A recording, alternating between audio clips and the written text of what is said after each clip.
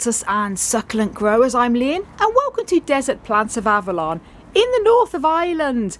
And in today's video I'm going to be bringing down all the euphorbia I have in my grow room back into the polytunnel here for the spring and summer months.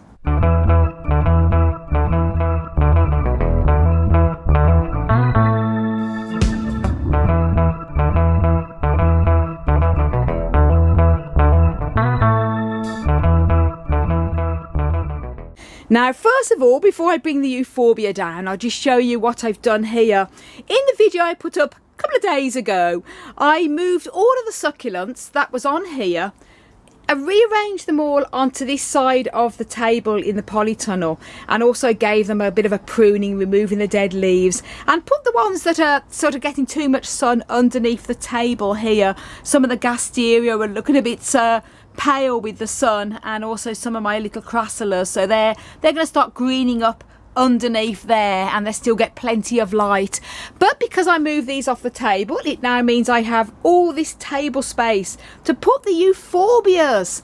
And I'm going to, rather than take you up to the grow room and show you what I've got there, I'm just going to bring them all out into the polytunnel, and then I'm going to show you them what they look like when they're put away. I'll probably just bring them out and then put them all onto the floor here, and then I can have a nice time sort of rearranging them all.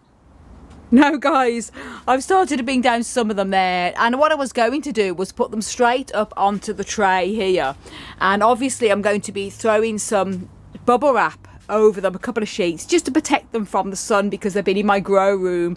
And as you can see, the sun is on the table now. It did forecast it to be overcast today, which is why I decided to bring the euphorbia out, and I could throw some bubble wrap to protect them, so they're just to acclimatise them to the higher light levels in this polytunnel from the grow room. But it's too sunny. Even if I put the bubble wrap over, they're going to cook.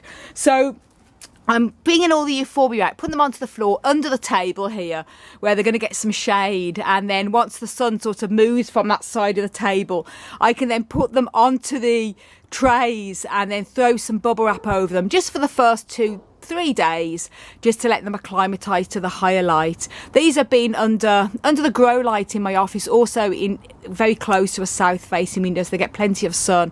But there's still a big difference when you have plants indoors where the light is coming in mostly from one direction of the window, and then when you bring them out here, and I've mentioned this a few times, if I was to just put them here now and I didn't protect them with some shade cover, a couple of sheets of bubble wrap or some proper shade cloth, then the sun could be too much and they can get pale, or they can even get brown scabbing and scarring.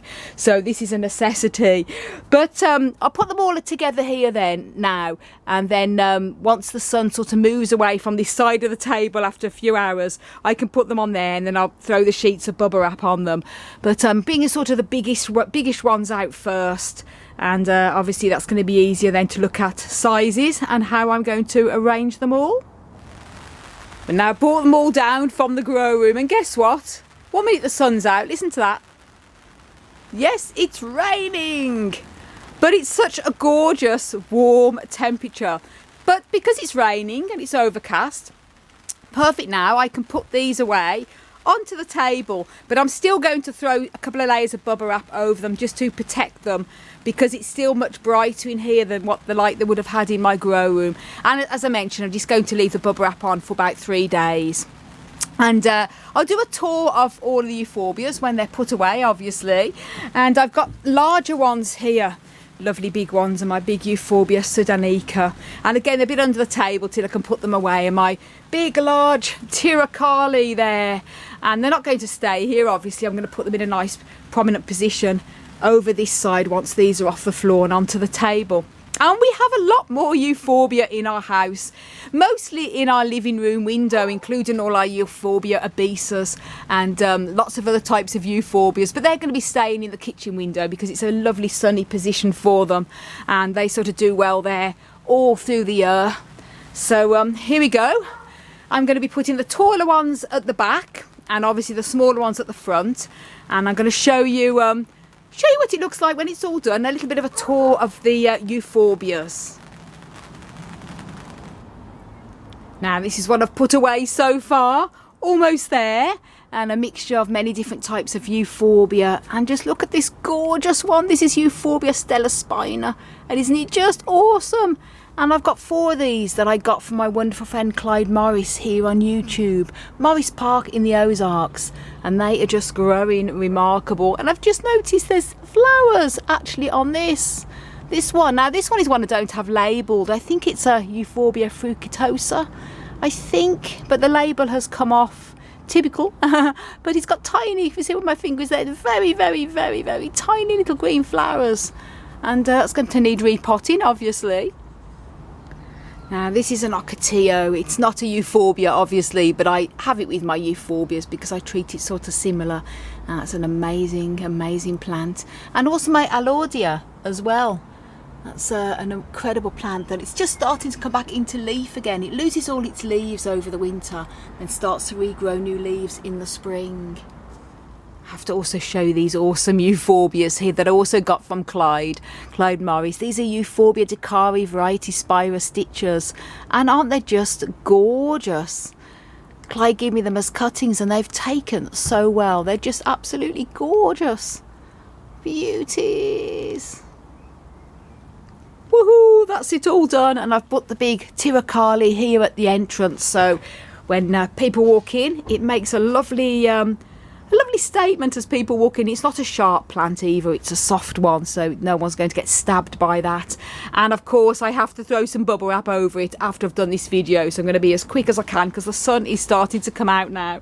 And here I've put my big Euphorbia Succulent here at this corner, and this is one that starts to come into beautiful leaf once it comes into its full growth. Needs a good water. Repotted this recently and I made a video when I did, and you won't believe the difference in a few weeks when this all bursts into beautiful leaf, and it has lovely sort of really unusual green rubbery flowers too. And I'll take you up here. This one here is my very, very old Euphorbia polycantha, and it is a very old plant here, and this one I've had since my early 20s, so this is possibly, or I would say, nearly 30 years old. Very old. Actually got it with his little clump like that, and it's just grown into, look at that, it's absolutely amazing. It's one that does need supporting, so I've got it leaning here on the bar of the table, but it's a stunner. And then I'll take you over up to the table with all the other euphorbias, and I put some of my Prescias that I had here in the Polytunnel. I've put these here at the back because they're soft and they're sort of similar sort of care as well, the euphorbia, so they'll do well there. Here, nice leafy ones. And then I've got a mixture of many different types of euphorbia, as I mentioned here. I've got the smaller ones growing towards the front and the taller ones all at the back. That's my ocotillo, and all different sizes there. So they're going to love it here, but I have to be quick because the sun is starting to come onto them, and I have to throw some bubble wrap loosely over, just very loosely over them for the first 3 days to stop them from getting any sun damage, just to let them acclimatise to the brighter light here in the Polytunnel. Woohoo! So thank you so much for watching, everyone, and if you haven't done already, then please do subscribe and click the notification bell.